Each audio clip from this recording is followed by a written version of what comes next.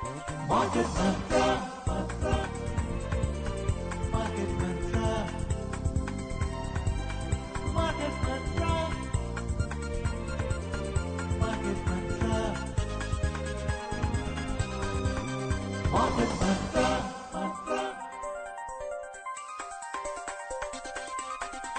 Market Mantra. Good evening and welcome to the Saturday edition of Market Mantra, the program in which we give you a complete update on the economic news of the day. Today we'll also be taking calls from you, our listeners, on any queries that you may have on business, economic and stock market matters. But do remember that we don't address stock or company specific queries. The numbers to call us on are 23314444, 23421050 or 23310464. And those of you who would be calling us from outside Delhi, please prefix 011. My name is Rajesh Lake and with me is my co-anchor in Hindi, Sparsh Saxena. धन्यवाद। नमस्कार। घड़ी का इशारा हो चुका है शाम 6:30 का और हम आप सभी श्रोताओं का आपके फेवरेट शो मार्केट मंत्र में बहुत बहुत स्वागत करते हैं। आधे घंटे के इस कार्यक्रम में हमेशा की तरह हम देश और दुनिया की चुनी हुई आर्थिक, कारोबारी और शेयर बाजार से संबंधित खबरें लेकर हाजिर हैं। जैसा कि आज शनिवार है, आप हमसे शेयर बाजार और आर्थिक मामलों से जुड़े सवाल कर सकते हैं। ध्यान रहे, हम किसी खास स्टॉक और कंपनी विशेष पर चर्चा नहीं करते हैं। आप हमें इन फोन लाइन्स पर कॉल कर सकते हैं। नंबर्स हैं 23314444, 23421050 और 23310464। दिल्ली से बाहर के श्रोता इन नंबर्स पर कॉल करने से पहले एसटीडी कोड 011 यानी 011 लगाना ना भूलें। आज चर्चा के लिए और आपके प्रश्नों के उत्तर देने के लिए हमारे साथ स्टूडियो में मौजूद हैं आर्थिक पत्रकार शिशिर सिन्हा। शिशिर जी, मार्केट मंत्र में आपका बहुत बहुत स्वागत। Warm welcome Shishir. Thank you, बहुत बहुत धन्यवाद। सबसे पहले अंग्रेजी में हेडलाइंस के साथ हैं Rajesh lake. Registration for the Prime Minister's Internship Scheme 2024 begins today by offering 1 lakh internship opportunities. In the international news, announcing another stimulus package, China pledges to significantly increase debt by helping local governments, offering subsidies to people and to support property market. And on Wall Street, the Dow climbs nearly 1% to a record closing high. प्रधानमंत्री internship योजना के लिए पंजीकरण आज से शुरू। लगभग 1 लाख युवाओं को अवसर प्रदान किए जाएंगे। एक और प्रोत्साहन पैकेज की घोषणा करते हुए चीन ने स्थानीय सरकारों की मदद करने, लोगों को सब्सिडी देने और संपत्ति बाजार को समर्थन देने के लिए ऋण में वृद्धि करने का संकल्प लिया। और अमेरिकी बाजार में डाउ जोन्स लगभग 1% की बढ़त के साथ रिकॉर्ड स्तर पर बंद।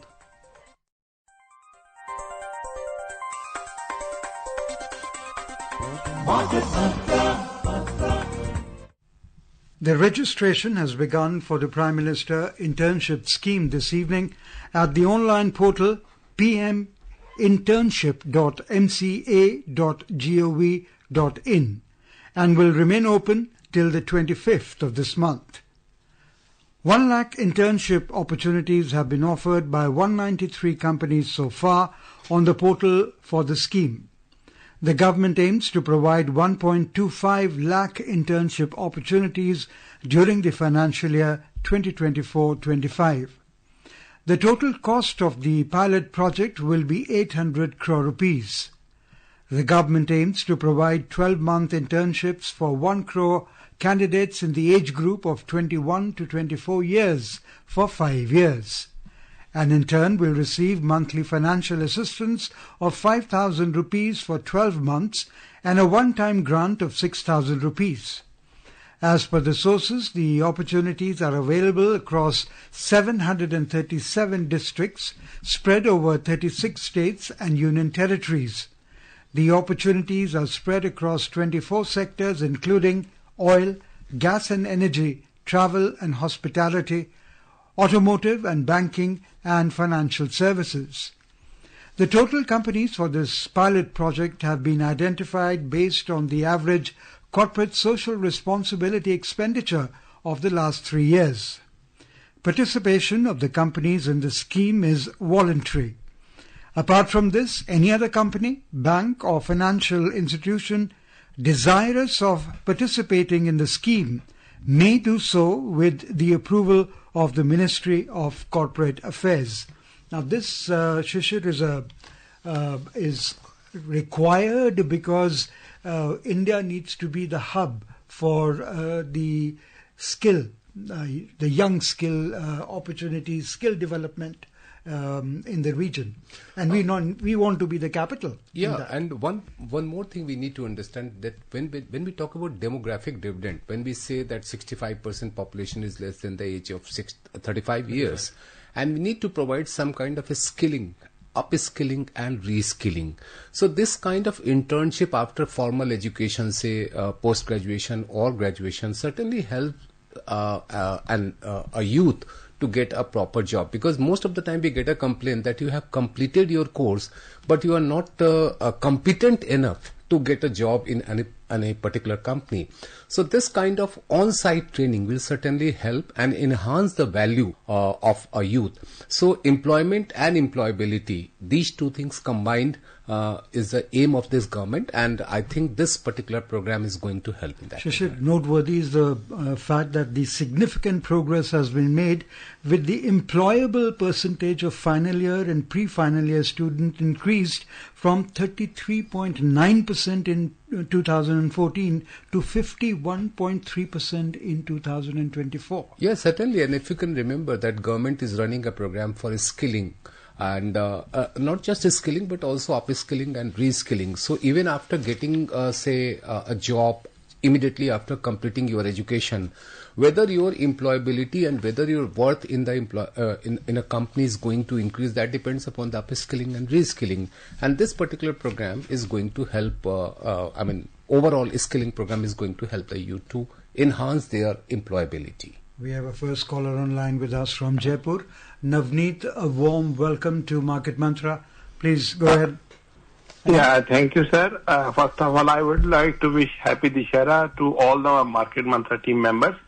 So my question is regarding the RBI bank rate. As we have been seeing for last 2.5 years, RBI has maintained a bank rate of 6.5%, whereas the other central banks, leading central banks, have already started. We need to understand that the condition in various economies are different. If Federal Reserve has done something, don't expect that RBI should mimic it, because the condition in India is entirely different from United States. We all know that United States and many of the European countries are moving towards what we call as a slowdown economy, and some of the economies are also facing a situation where we can see some kind of recession there. So there a need is there to go for interest rate cut. But in India, when you have very high inflationary expectation, any kind of rate cut will further fuel the inflationary expectation. And we have so many, what you can say, unexpected events are happening all over the world.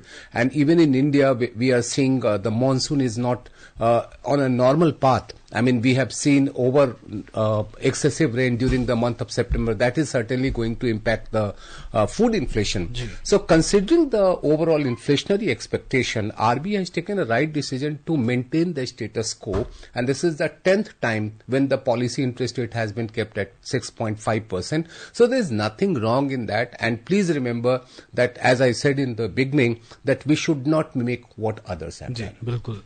और कलकत्ता से हमारे साथ जुड़ चुके हैं अतानु साहा. अतानु जी, स्वागत है आपका मार्केट मंत्र में. प्लीज सवाल पूछिए अपना. Good evening, Kolkata. Sir, my questions are, number one, what corporate our companies social responsibilities of business in India? Social responsibilities of business in India. And my second one, the heavy industries, the role of heavy industries inside state. The role of heavy industries inside state. Sir, the Bengali communities never say Tata, Tata. Always says that our husband, फिर मिलेंगे. Let's come again. Love कराइए. धन्यवाद. Thank you, Mr. Shah. First of all, greetings on Vijayadashmi. And when you talked about the CSR, if you can remember, the Companies Act 2013 has provided that all profit-making companies are going to spend a part of their profit on the corporate social responsibility. It is the 2% of last 3 year profitability, and it's not something that if you are not going to do that there will be penalty. It has been a provision under the law, but it is not something that when the company is not spending 2%, it is going to face a penalty. However, the company will have to report that how much money they have spent and where they are spending. So this is the corporate social responsibility. Coming to your second question, heavy industry ministry or heavy industry department, particularly if we talk about the central government, now taking care of mostly the capital sector, capital goods sectors, and earlier they were taking care of the automobile sector, but now they are also now they are more focusing on the capital goods sector and some of the other industries also. In a state, I don't think there is a very big role for the heavy industry ministry, in the central heavy industry ministry, except that promoting the capital goods sector in that particular state. जी, और दिल्ली से हमारे साथ आलोक जुड़ चुके हैं। आलोक जी, स्वागत है आपका मार्केट मंत्र में। प्लीज सवाल पूछें अपना। हाँ, नमस्कार सर। मेरा सवाल आईटी सेक्टर को लेके है। आप अभी आईटी सेक्टर में मतलब किस तरह का मूव्स देखते हैं, स्पेसिफिकली शेयर मार्केट से रिलेटेड आगे आने वाले 3 से 6 महीने के बीच में, और जो यूएस में इलेक्शंस हैं इसके वजह से मतलब आप एक इन्वेस्टर जो कि मतलब मार्केट में नया है उसको आईटी सेक्टर में इन्वेस्ट करने के लिए क्या प्रिकॉशन सजेस्ट करेंगे सर? Thank you sir. जी, आलोक जी, देखिए, सबसे पहली चीज कि आईटी सेक्टर में अभी संभावनाएं अच्छी दिख रही हैं, और जैसा कि हमने पहले महसूस किया था कि दुनिया भर में जहां कहीं भी अर्थव्यवस्था की विकास दर में कमी आई है, आईटी सेक्टर पर जो खर्च है उनका कमी हुआ है, लेकिन अब धीरे धीरे हम देख रहे हैं कि उसमें रफ्तार बढ़ रही है और एलोकेशन भी बढ़ रहा है। तो अगले 3 से 6 महीने की अगर मैं बात करूं तो एक पार्ट ऑफ इन्वेस्टमेंट जो है वो आईटी सेक्टर में किया जा सकता है। इसकी संभावना अच्छी है, और जैसे जैसे खर्च बढ़ेगा ओवरसीज, वैसे वैसे आपके जो भी हमारी भारतीय आईटी कंपनियां, खासतौर पे जो सॉफ्टवेयर कंपनीज हैं, उनमें संभावनाएं काफी अच्छी बनेंगी। तो मेरे हिसाब से अभी थोड़ा माहौल है जहां पर थोड़ी खरीदारी की जा सकती है। Joining us from Jaipur is Jitendra. A warm welcome, Jitendra. हाँ, हेलो। हाँ सर, मेरा छोटा 3 प्रश्न है, छोटा छोटा। आज जो प्रधानमंत्री ने लॉन्च किया इंटर्नशिप वाला, तो उसमें क्या ह्यूमैनिटी और आर्ट्स जो पढ़ाई किए बच्चे उनके लिए कोई जगह है उसमें? पहला प्रश्न। दूसरा कि भारत के वाले स्टॉक मार्केट में कौन सा सेक्टर अंडर वैल्यूड है? और तीसरा, विदेश में कौन सा मार्केट जैसे नेस्डेक या कौन सा अंडर वैल्यूड है जो एक्सचेंज ट्रेडेड फंड के द्वारा हम परचेज कर सके? ओके, पहले वाले प्रश्न जो है आपका इंटर्नशिप में, इसमें विषय को लेकर के कोई परेशानी नहीं है। कोई भी विषय या किसी भी क्षेत्र में, जैसे आपने कहा कि ह्यूमैनिटीज यानी कि सामाजिक विज्ञान की हम लोग अगर बात करें, वहां पर क्या स्थिति है, तो मुझे नहीं लगता कि उसमें कोई परेशानी है। कला संकाय से हो, सामाजिक विज्ञान से हो या विज्ञान से हो, प्रौद्योगिकी से हो, कहीं से कोई परेशानी नहीं है। आप उसमें इंटर्नशिप के लिए एलिजिबल हैं। दूसरा जो आपका प्रश्न है कि भारतीय शेयर बाजार में कौन से क्षेत्र ऐसे हैं जहां पर अंडर वैल्यूएशन दिख रहा है, मुझे लगता है कि थोड़े समय पहले, जो अभी मैंने पहले प्रश्न के जवाब में कहा था कि आईटी सेक्टर में शुरू में इस साल के शुरू में या इस साल के मध्य में जो थोड़ी हमने गिरावट देखी, तो वहां पर थोड़ी सी स्थिति जो है वो खरीदारी के मौके बन रहे हैं, यानी कि अंडर वैल्यूएशन वहां पे देखी जा सकती है। इसके अलावा जो पीएसयू स्टॉक्स हैं, जो सरकारी कंपनियों के शेयर हैं, उनमें स्थिति भी अंडर वैल्यूएशन का है। तो ये 2 क्षेत्र ऐसे हैं जहां पर संभावनाएं बन रही हैं। जहां तक विदेशी बाजारों की बात है, देखिए, विदेशी बाजारों में निवेश करना एक बहुत ही अलग तरीके का गणित है। भारतीय शेयर बाजार में जिन परिस्थितियों के आधार पर आप करते हैं वो विदेशी शेयर बाजार के में नहीं होते हैं। तो विदेशी शेयर बाजार में जाने के पहले मेरे हिसाब से मेरी सलाह ये होती है कि पहले आप घरेलू शेयर बाजार में, और अगर घरेलू शेयर बाजार को अगर आप पूरी तरह से नहीं समझ पाते तो म्यूचुअल फंड का रास्ता अख्तियार करते हैं, वो आपके लिए बेहतर होगा। पहले यहां पर पांव जमा लें और फिर विदेशी शेयर बाजारों के रुख करें। जहां तक सवाल वहां पे कौन सा सेक्टर अंडर वैल्यूड है, तो देखिए, अलग अलग क्षेत्रों में अगर अमेरिका की बात करें तो वहां पे कुछ और क्षेत्र होंगे। अगर हम इधर हम एशिया में बात करें, सिंगापुर या चीन या जापान की, वहां पे अलग क्षेत्र होंगे।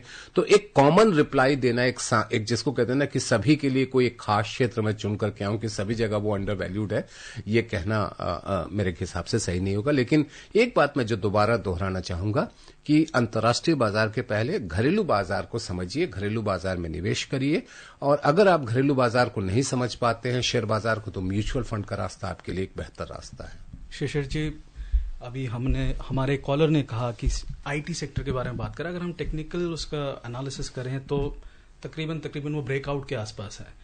तो क्या आप देख रहे हैं कि यहाँ से ये उभरता हुआ सेक्टर है कि और एक रैली, अगली रैली में ये पार्टिसिपेट करने वाला? साथ ही में आपने पीएसयू बैंक की बात करी, क्या प्राइवेट सेक्टर बैंक्स भी अगली रैली में पार्टिसिपेट करने वाले? पहला प्रश्न तो ये, साथ ही में दूसरा प्रश्न ये जुड़ा हुआ है कि आप भी 3 प्रश्न पूछेंगे पहले वाले की तरह। चलिए ठीक है। कि हमारे कई सारे कॉलर्स हैं जो सीनियर सिटीजन्स हैं और वो इस मार्केट में क्या करें, उनको इसका आइडिया नहीं है, तो उनके लिए आपकी क्या सलाह रहेगी? क्योंकि बहुत सारे सीनियर सिटीजन डायरेक्ट इक्विटी की तरफ प्रभावित हो रहे हैं। तो पहला जो आपका सवाल है सूचना प्रौद्योगिकी का, यानी कि आईटी का, मेरे हिसाब से एक रैली उसमें इंतजार कर रही है। अगले 3 से 6 महीने या 8 महीने में हम वहां पे एक रैली होता हुआ देख सकते हैं। और उसकी एक वजह यह है कि जैसे जैसे दुनिया के अलग अलग देशों में एलोकेशन बढ़ेगा तो उसका असर जो है हमारे सूचना प्रौद्योगिकी शेयरों पर पड़ेगा। अब देखिए नतीजे आने शुरू हो गए हैं, एक कंपनी के आ चुके हैं, अगले सप्ताह जो है एक और बड़ी कंपनी के नतीजे आएंगे। उन नतीजों से काफी हद तक जाहिर हो जाएगा, चूंकि ये सभी कंपनियां जो है भविष्य के अनुमान के बारे में भी बताती, नंबर नहीं देती, संख्या नहीं देती, लेकिन एक अनुमान जताती कि उनका भविष्य कैसा रहेगा। तो मुझे लगता है कि सूचना प्रौद्योगिकी में जो भी आना चाहते हैं, एक कंपनी जिसके नतीजे आ चुके हैं और एक कंपनी जिसका नतीजा 17 तारीख को आएगा, उनका जो फ्यूचर प्रॉस्पेक्ट होगा उस पर नजर रखिएगा। वो आपके लिए एक दशा दिशा तय करेगा कि उस क्षेत्र में आपको जाना चाहिए नहीं। लेकिन एक अनुमान ये जरूर है कि आगे उसमें एक रैली हमको अगले 3 से 6 महीने में देखने को मिल सकती है। दूसरा आपका प्रश्न था सरकारी क्षेत्र की बैंक। मैंने पब्लिक सेक्टर अंडरटेकिंग की बात की थी, यानी कि सभी सरकारी कंपनियों की बात की थी। और सभी सरकारी कंपनियों में मुझे लगता है कि एक अवधारणा बनी हुई है कि ये जो क्षेत्र है इसमें हमें नहीं जाना चाहिए। तो या एक निवेशक जो है कहीं ना कहीं एक हिचकिचाहट में रहता है। और खास तौर पे अगर मैं जैसे सरकारी बैंक बनाम निजी बैंक की बात करूं, तो निजी बैंक के शेयर जितना आगे बढ़ चुके हैं, सरकारी बैंक उससे बेहतर स्थिति में आने के बाद भी उस तरीके से नहीं बढ़ पाए हैं। जबकि उनका अगर आप कारोबार का आकार देखेंगे तो कहीं बड़ा है, लेकिन वो एक निजी क्षेत्र के बैंक से पीछे ही रहते हैं। मुझे लगता है कि आज के दिन में एक परसेप्शन मैनेजमेंट है, सरकारी कंपनी चाहे सरकारी बैंक की हम लोग बात करें, उनमें परसेप्शन मैनेजमेंट काफी बदलाव किया। और अगर आप देखेंगे कि जो भारतीय जीवन बीमा कंपनी, मैं एक नाम ले रहा हूं क्योंकि अभी हम लोग एक पीएसयू की बात कर रहे हैं, इसको लेकर के बीच में काफी स्थिति जो है वो खराब थी। लेकिन जैसे जैसे परसेप्शन मैनेजमेंट हुआ, ऐसा नहीं कि एक कंपनी का फंडामेंटल रातों रात बदल गया, लेकिन उसकी अवधारणा, उसके प्रति जो सोच है वो काफी बदली है। तो मुझे लगता है कि सरकारी कंपनी, चाहे वो सरकारी बैंक की हम लोग बात करें या किसी भी क्षेत्र की सरकारी कंपनी की बात करें, वहां पर परिस्थितियां बदल रही हैं और मुझे लगता है कि उनमें स्थिति अच्छी है। अगर आपने विशेष तौर पर बैंकिंग की बात करी है, तो अभी के समय में क्या है कि फाइनेंशियल सर्विसेज में एक बड़ी चुनौती यह है कि जो नेट इंटरेस्ट मार्जिन होता है, यानी कि जो आप कर्ज पे जितना ब्याज लेते हैं और जमा पर जितना ब्याज देते हैं, उन दोनों के बीच का अंतर क्या है। तो बैंकों के साथ एक बड़ी परेशानी क्या हुई है कि उनका जमा जो है वो कम रहा है और कर्ज देने की रफ्तार थोड़ी बेहतर हुई है। तो उससे उसके ऊपर जाहिर सी बात है कि उनकी वित्तीय स्थिति पर असर पड़ेगा। अब चूंकि रिजर्व बैंक ने 10वीं बार लगातार मौद्रिक नीति समिति की बैठक में 10वीं बार नीतिगत जो ब्याज दर है, पॉलिसी रेट है, उस पर अभी कोई बदलाव नहीं हुआ है। और बैंक जो है इस समय अगर आप देखेंगे, चाहे वो सरकारी बैंक हो चाहे वो निजी बैंक हो, जमा पर अच्छा खासा ब्याज देना शुरू कर दिए, क्योंकि उनको कर्ज के लिए पैसे चाहिए। तो जब कर्ज के लिए आप पैसे का इंतजाम करना शुरू कर रहे हैं और जमा पर ज्यादा ब्याज दे रहे हैं, तो थोड़े समय के लिए बैंकों की वित्तीय स्थिति पर दबाव बना रहेगा, चाहे वो सरकारी बैंक हो चाहे वो निजी बैंक हो। और आपका जो तीसरा प्रश्न था कि वरिष्ठ नागरिक इस बाजार में क्या करें, अमूमन मेरी जो सोच रही है वो शायद कई और बाजार विशेषज्ञों से अलग रही है। और हमने हमेशा ये कहा है कि बुजुर्गों के लिए शेयर बाजार में जाने के लिए समय उचित नहीं होता है। उसकी वजह भी मैं बता दूं, मेरी राय ये रही है कि शेयर बाजार में आप समय का भी निवेश करते हैं, धैर्य का भी निवेश करते हैं। बुजुर्गों के पास चूंकि संसाधन सीमित हो जाते हैं, उनके पास कमाई के रास्ते काफी सीमित हो जाते हैं। अब ऐसे में यदि वो एक जोखिम वाले माध्यम में निवेश करें जिसमें काफी ज्यादा जोखिम है और उनके पास उतना समय नहीं होता है, खासतौर पर अगर मैं 65-70 के वर्ष के ऊपर की बात करूं, तो ऐसे में उनके लिए शेयर बाजार का रास्ता जो है वो बहुत अच्छा नहीं है कि आपने अभी निवेश किया और 3 महीने में आपने पैसे निकाल लिए, तो शायद आपके लिए वो बेहतर नहीं होगा। तो मेरी हमेशा से राय, मैं विशुद्ध रूप से कह रहा हूं, मेरी व्यक्तिगत राय है, कई शेयर बाजार विशेषज्ञों के बिल्कुल विपरीत है, लेकिन मेरी अपनी राय रही है कि बुजुर्गों के लिए अपने पैसे का ज्यादा से ज्यादा जो कर्ज के माध्यम है, जैसे मतलब छोटी बचत योजना है, जो डाकघर की वरिष्ठ नागरिक जमा योजना है, या बैंकों में जो वरिष्ठ नागरिक जमा योजना है, वहां पर पैसे रखें, वो ज्यादा बेहतर। जी बिल्कुल। रुख करते हैं अब अपनी अगली खबर की ओर। अर्थव्यवस्था को पुनर्जीवित करने के लिए चीन ने आज ऋण में वृद्धि का फैसला किया, लेकिन प्रोत्साहन पैकेज की राशि का खुलासा नहीं किया। एक प्रेस कॉन्फ्रेंस के दौरान वित्त मंत्री लैन फोआन ने कहा कि सरकार ऋण की समस्या से निपटने के लिए स्थानीय सरकारों को मदद प्रदान करेगी, कम आय वाले लोगों को सब्सिडी देगी और राज्य के बैंकों की पूंजी को फिर से भरेगी, साथ ही अतिरिक्त तरीकों पर भी विचार करेगी। उन्होंने निवेशकों के उम्मीदों के अनुरूप नई प्रोत्साहन योजना की राशि न बताकर निवेशकों के इंतजार का समय बढ़ा दिया। अतिरिक्त ऋण को मंजूरी अगली बैठक तक मिलने की संभावना है। बैठक की तारीख की अभी घोषणा नहीं की गई है। We are taking your calls live. Do call us if you have any questions related to business, economic and stock market matters. The numbers are 23314444, 23421050 or 23310464. So, Shishir, Lambs has the omission of the size of the package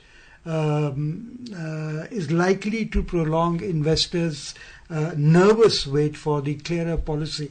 Last week, this also happened exactly like that. The FIIs came back to India, particularly on Tuesday. They came back, and the primary reason was the lack of clarity. So, you think something like that will happen again? Because why is the clarity not given on the stimulus package?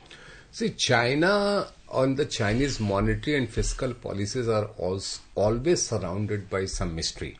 Okay. So you won't get a very clearer picture unless they execute. Even at the risk of... Even at the risk of that. Because, I mean, if you just take the one example of valuation of their shares, valuation of their currency, China is one country where when they are going to devalue or when they are going to revalue their currency, which is a yuan or renminbi, you do not know. The world moves in a different direction, China moves in a different direction. So there will be some kind of mystery involved into that.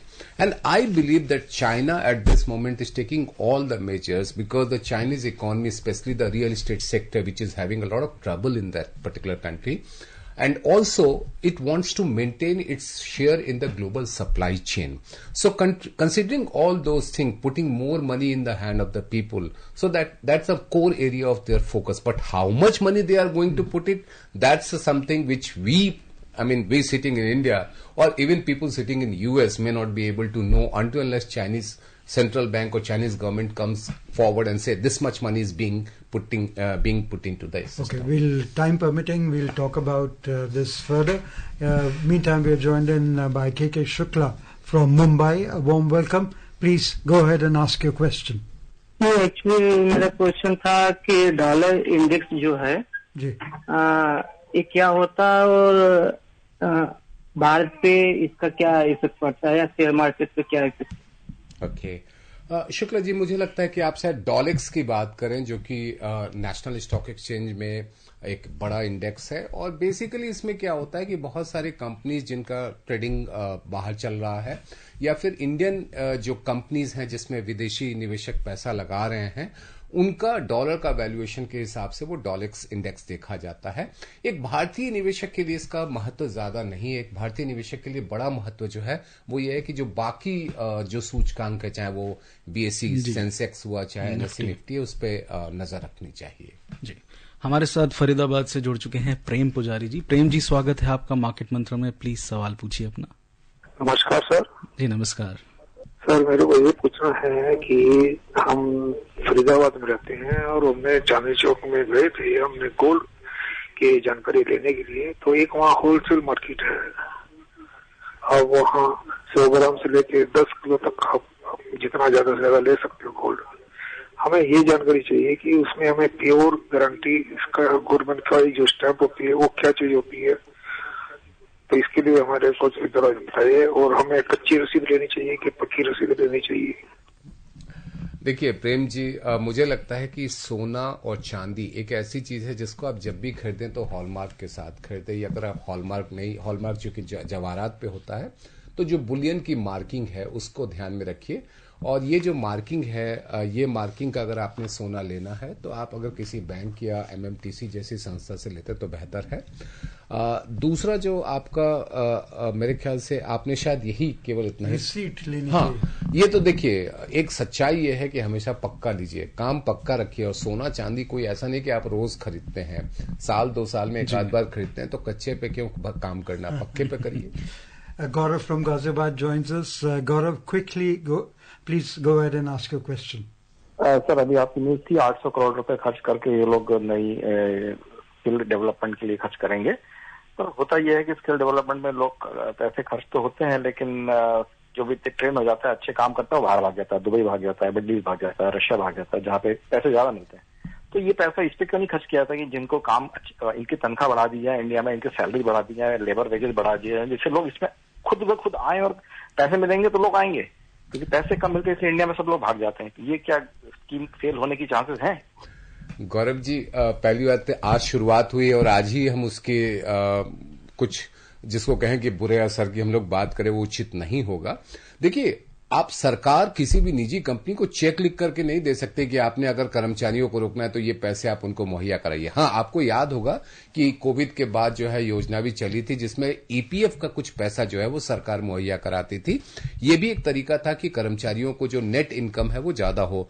तो देखिए, सरकार अपनी एक कोशिश कर रही है। अब एक व्यक्ति के ऊपर निर्भर करता है, और व्यक्ति को अगर मौका मिल रहा है, कहीं भी मौका मिल रहा है, आप उसको रोकने के लिए आप क्या कर सकते हैं? ऐसा तो नहीं उसको आप बॉन्ड आप साइन करवा देंगे और कहेंगे कि नहीं आप भारत छोड़ करके नहीं जाएंगे क्योंकि भारत सरकार ने आपके ऊपर इतने पैसे खर्च किए हैं। ये शायद थोड़ा गलत होगा।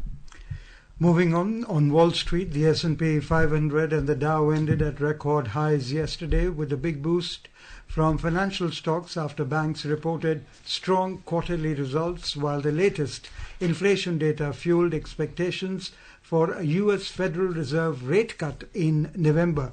So the Dow Jones Industrial Average climbed 410 points or nearly 1% to close the week at 42,864.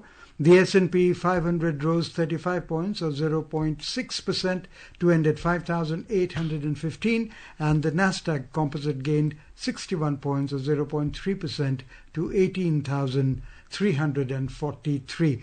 The Dow has really worked well, Shishir, and moved up as well. So there is a strong expectation that the US Fed will cut the rate. Yeah. There is another round of rate cut which is expected by the US Fed, and that is one indication which US market got on the Friday, and hopefully this will have a very positive impact on the Indian market on Monday. Okay, what is your expectation in the coming week?